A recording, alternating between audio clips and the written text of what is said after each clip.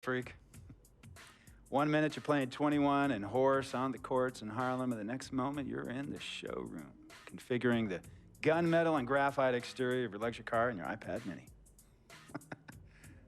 Oh, I bet you get a crazy crowd when you drive that car around the block in the old neighborhood, huh? Yeah, I'm living the dream. Mad pandemonium. But folks from back around the way are real proud of me.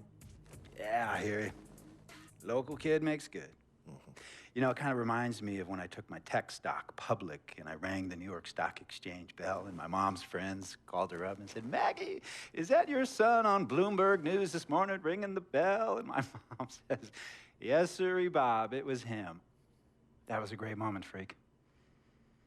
And you know, our lives are like a pearl necklace of great moments, all strung together with the finest silk thread of memories. And we have to be very careful how we cultivate those pearls and we thread that necklace. Does this meeting by any chance have to do with Vic Van Leer? I grew up in the burbs, Freak. I wasn't poor, upper middle class, comfortable. My daddy worked as an accountant for one of the largest insurance firms in the country. Smart with his money. Mom didn't have to work. I went to boarding school. And my dad died of a heart attack when I was a freshman at MIT. I was a movie geek, wanted to be a civil engineer, but I made my fortune by becoming a hybrid of both those interests. My dad didn't want me to be an accountant.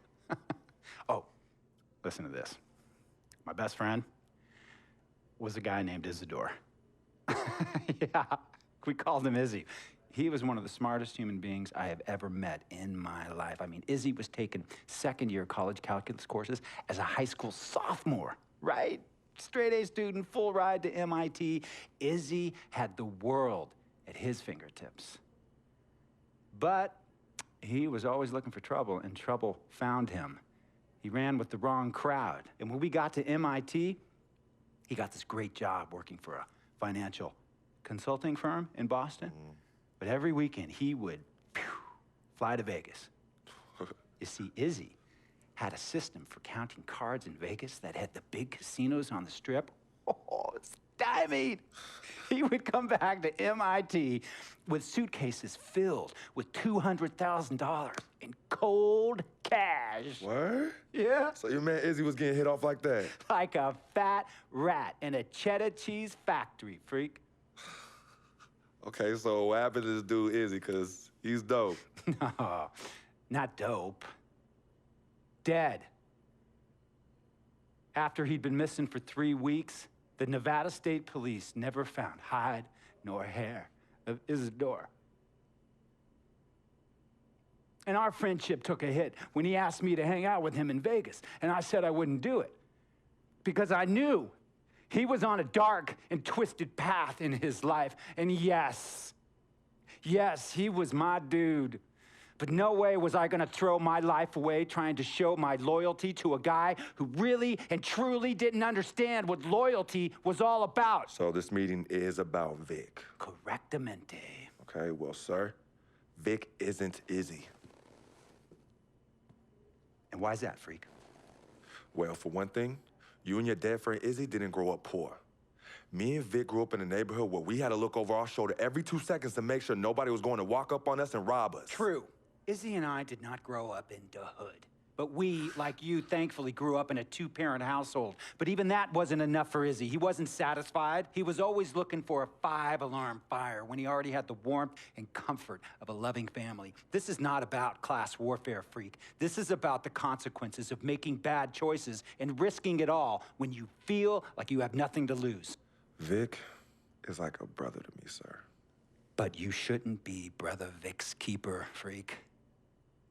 Would a brother go looking for trouble and put your career and your livelihood at risk by getting into fights at nightclubs and seedy after-hour joints and then scream to the media, "Yeah, it's all good, I'm an FOF, friendo freak. It's all misunderstanding. Y'all be haters, don't hate my game." I don't think a brother would do that to someone they really cared about, but a guy who looked at you like a meal ticket would. No. So you don't understand Vic. Really? I don't understand. No.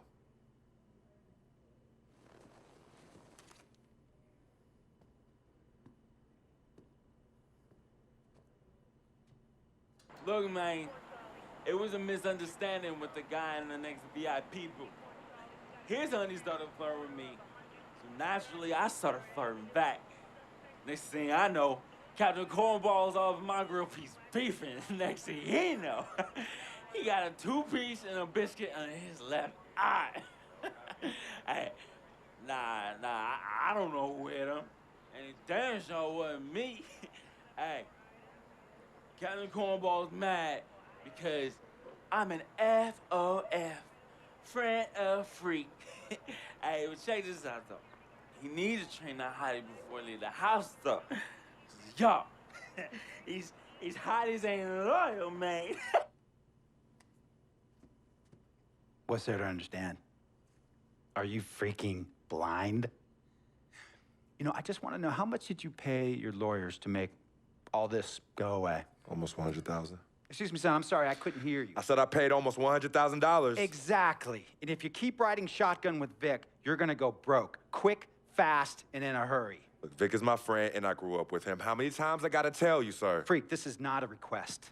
I am not asking you to do this. I am telling you to do this. And the first order of business is that Mr. Vic Van Leer is banned from traveling with you on the road. Vic is banned from the locker room. And Vic is banned from this arena. And if I catch this guy, Vic, in or anywhere near the facilities, Mr. Vic Van Leer will be arrested for trespassing. Are you serious, sir? Brother, I'm as serious as cancer. We all know that can be deadly. You know, when me and Vic were kids, playing summer tournaments at the Dome, we always imagined making it to the pros, right? And after the crowds left, just a street light was on the court, like 11:30, 12 midnight, even 1 in the morning sometimes. We used to practice player introductions, running on the court, giving dap, high-fiving the teammates. Vic, he would act as an announcer. You know, he would introduce me and announce my name on the loudspeaker, and the Jumbotron would flash my image like a little guy dressed in long shorts and a jersey. And now, fresh off his 3-game, 62-point scoring streak, the youngest player to ever do so in NBA history, Frequency Vibrations.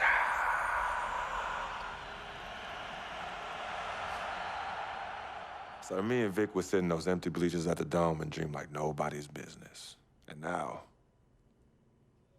I'm living a dream. For real. And in so many ways, Vic was part of that. Please, listen to me. I mean, I know this guy's your dude from way back. Look, me and Vic go way back like the front seats of a 67 Cadillac. That's good. We go way back. Did you say front seats? Front seats of a 67 Cadillac. We go way back like the front seats of a 67 Cadillac. Well, do you have any crickets? I'm gonna be the hit once again at Herbie Allen's Sun Valley Shindig because my fellow billionaires love it when I walk and talk that talk. So that almost sounds... No, let me tell you exactly what it sounds like. I respect, admire, and most importantly, love you as a human being and a role model. But I pay you a lot. And I mean, I pay you a lot of money to play for my team. And I am in this game to win it. And you can't win it with an albatross around your neck like Vic. So Vic is done. History. And here's some more lingo that I picked up from a former megastar who used to play for me several seasons ago. Thought I would never release him until I did. And now he's the 6th man on a struggling team in Venice. And yeah, I'm talking Venice with the canals and the gondolas and Harry's Bar, not the street ballers next to the fortune tellers on the beach in Cali. This guy used to tell me when he thought there was a player destroying our team, don't be a hero, cut that zero. And that is what I am telling you about Vic, freak. Don't be a hero, cut that zero. The only thing Vic brings into your life is headache and unwanted and unnecessary negative attention, and it will begin to affect your mindset. And when it affects your mindset, it's gonna affect your play. And when it affects your play, it's gonna affect my team. And when it affects my team, it's gonna affect my money. And if it affects my money, Google Translate will become your new freaking friend. I want a championship ring, freak, and I want you to help me get that ring. And banners after banners hanging from the rafters in this arena. So, freak, hear me clearly and hear me good.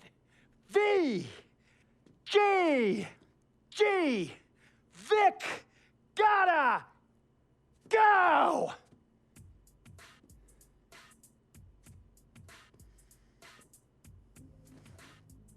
Handle your business. And remember, that contract you signed contains a morality clause, a very important clause that revolves around your conduct on and off the court, and how it can negatively impact my team. Now, I don't want you to have to learn Italian or Croatian as a second language. And hey, playing pro ball overseas, there's nothing wrong with that. But the arenas are nothing like this, nor will the money be the same. And on top of all of that, this is the US of A, the greatest freaking country in the world. Ask yourself, is Vic worth all that? Think about it. Think long, think wrong.